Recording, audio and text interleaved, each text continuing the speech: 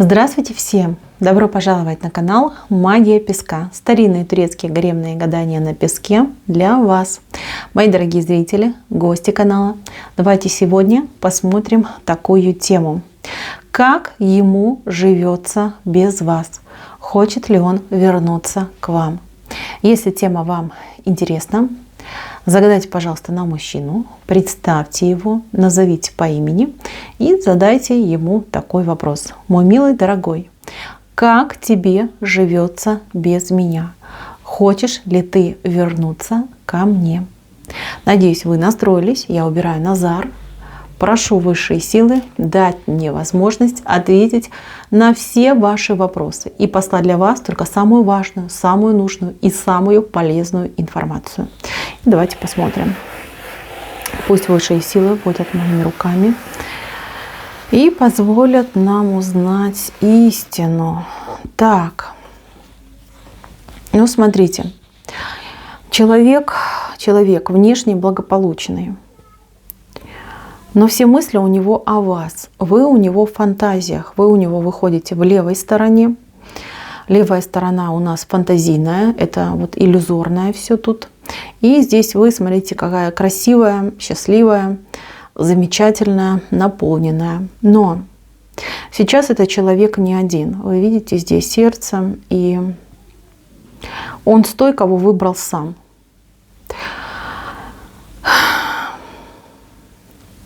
Жизнь, вот она его чаша, видите? Но чаша вся дырявая. Одни дырки. Видите? Дырка здесь, тут. Да? Вся она дырявая. И смотрите, да, волнистая еще. Да? Дороги у него такие волнистые. Неспокойная у него жизнь. Очень неспокойная. Пожалел ли он о своем выборе, либо о своем поступке? Да, пожалел. И очень много раз пожалел. Но он очень упрямый у вас человек. Какой-то прям, хочется сказать, непробиваемый, да? Мазохист какой-то, да? Сам себя мучает, сам над собой издевается. Где бы он сейчас ни жил, что бы с ним ни происходило, он пытается держаться бодрячком. На людях он такой весь из себя. Да все у меня хорошо, да все у меня классно. А в тайне, вот я вам клянусь, он либо прибухивает, причем очень крепко прибухивает, заливает вот эту свою тоску, печальку о потерянном счастье, о потерянных возможностях, о своей тяжелой судьбинушке. Либо, не дай бог, конечно, да, чем-то другим балуется. То есть ему постоянно нужен допинг. Допинг для того, чтобы жить, для того, чтобы держаться, для того, чтобы не упасть в грязь лицом. Но он очень близок к этому падению. У этого мужчины скоро что-то со здоровьем произойдет.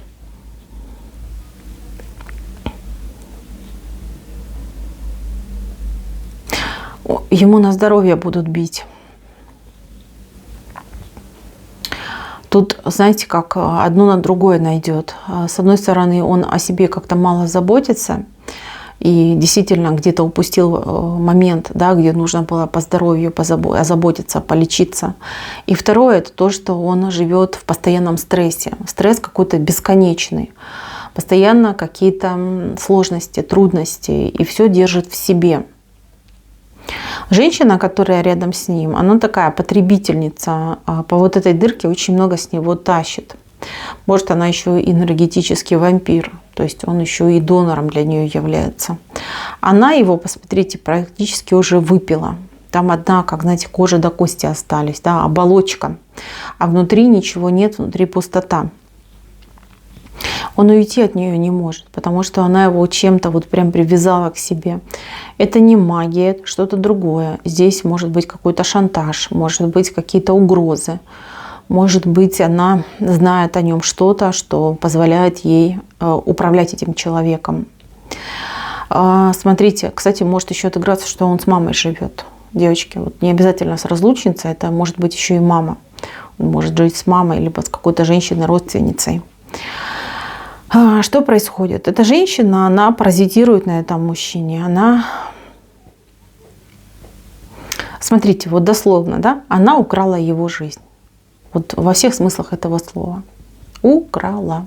у него же украла. До него уже доходит. У кого-то уже отыграется, как дошло. Но он ничего с этим поделать не может. Потому что очень крепко как-то подвязан на эту женщину. У него все дороги идут к ней. Все дороги. Может быть, она его кара. Может, она его какая-то кармическая женщина, да, которая должна выпить из него все соки, да, обескровить его. У человека в ближайшее время будут большие неприятности в жизни, особенно по здоровью, очень большие. И этот момент, он разделит его жизнь на до и после. Какой-то большой испуг идет в его жизни. Испуг, может быть, перед смертью, либо перед потерей всего, да, перед банкротством каким-то лютым. Вот эта женщина, она от него отвернется. Она его выжила, да, иди, Вася, гуляй, свободен. Пойду себе другого найду, кто будет меня там обеспечивать, содержать, кто будет моим рабом. У него в ближайшие 2 месяца идет момент истины, когда этот человек, со всеми своими страхами, которых у него огромное количество, он просто лицом к лицу столкнется. Когда это произойдет, первое, о чем он подумает, это о вас. О вас и о вашем прошлом, совместном прошлом. Он вспомнит все до малейших подробностей. До этого человека дойдет, что именно вас он любил всю свою жизнь, и только именно с вами он был счастлив. Захочет ли он вернуться? Конечно, да. Ему прям захочется, да, бежать к вам, скакать, плыть, я не знаю, лишь бы быть с вами, лишь бы увидеть в ваших глазах интерес к нему, к его персоне. Сделает ли он это? Да, сделает. Этот человек появится на ваш порог, появится изнеможенный, весь такой, знаете, обескровленный, потерянный. Знаете, вот такой бродячий котик, да, который там изголодался, истощился весь, да, вот он придет таким котиком на ваш порог.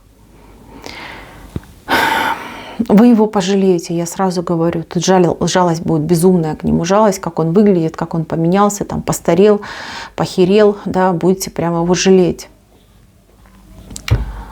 Но этот человек, он что? Он увидит, что вы его ждали, он увидит, что вы к нему расположены. Он может даже у вас что-то попросить. Он, смотрите как, он вернется для того, чтобы понимать, нужен ли он вам до сих пор, ждете ли вы его до сих пор. Если поймет, что нужен, что вы ждете, он может себе набивать цену. Вы его приведете в порядок, да, почистите, помоете, на ноги поставите. А у него опять будет эта дурь, которая в нем живет, опять начнет играть. Ему захочется чего-то большего, чего-то более интересного, чего-то экзотического даже, может быть. У этого человека какой-то след есть на его теле. След, который указывает на то, что карма какая-то у него. Либо по роду что-то передается, какие-то глупости по роду передаются. Либо человек из рода, который был проклят. Этому человеку не суждено, что ли, в жизни быть счастливым. Не суждено ему познать спокойствие и радость жизни. То есть он сам все постоянно разрушает на своем пути. Чем бы он ни занимался, что бы он ни делал, с кем бы он ни жил, он все равно все разрушает. Этому человеку нужно молиться и каяться. Только так он сможет выпросить для себя счастливую жизнь. С той, кто его по-настоящему искренне любит. С той, с кем он будет по-настоящему счастлив. Для него это дойдет. Эта информация дойдет, осознание будет, но гораздо позже, чем 2 месяца. То есть у вас с этим человеком история не прекращается, она не прерывается. Он еще несколько раз будет приходить и уходить. И каждый раз вы будете ему рады, и каждый раз вы будете открывать не только двери своего дома, но и свое сердце. Смотрите, девочки, у этого человека на самом деле он поумнеет. Я вижу, что есть такая возможность поумнеть, но она произойдет в течение 5 лет, 5-7 даже, я бы сказала, 5-7 лет. Если вы готовы ждать так долго, пожалуйста. Этот человек действительно поменяется. И если вы его дождетесь, вы можете быть счастливы, и все у вас будет замечательно. Но если вы дорожите каждой минуткой своей жизни, а это правильно, нужно дорожить своей жизнью, она у нас одна, то я бы советовала, рекомендовала вам совершенно другого человека. Этот мужчина все-таки потребитель. Потребитель. Нужен ли вам этот потребитель? Подумайте, задумайтесь об этом. Стоит ли его каждый раз ждать, там, отмывать, исцелять, для чего?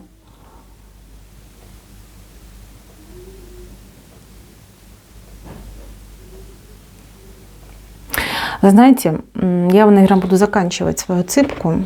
Я не люблю такие грустные отсыпки. Тем более, если я вижу, что человек сам с собой не может договориться и мается какой-то дурью. Что вы можете сделать для этого человека? Но в очередной раз, когда он придет побитый, просто не откройте ему дверь.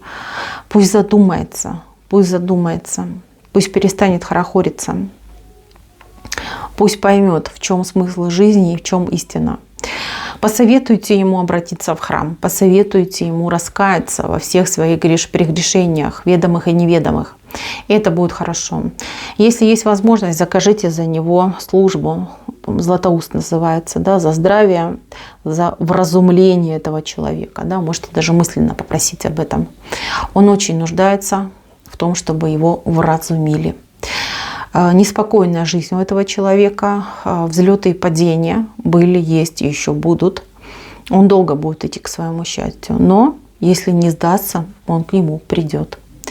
И когда он будет абсолютно счастлив, когда у него будет все то, о чем он хотел, мечтал, представлял, он, как знаете, и в радости, и в горести, он с вами захочет разделить и свой триумф, и свои поражения.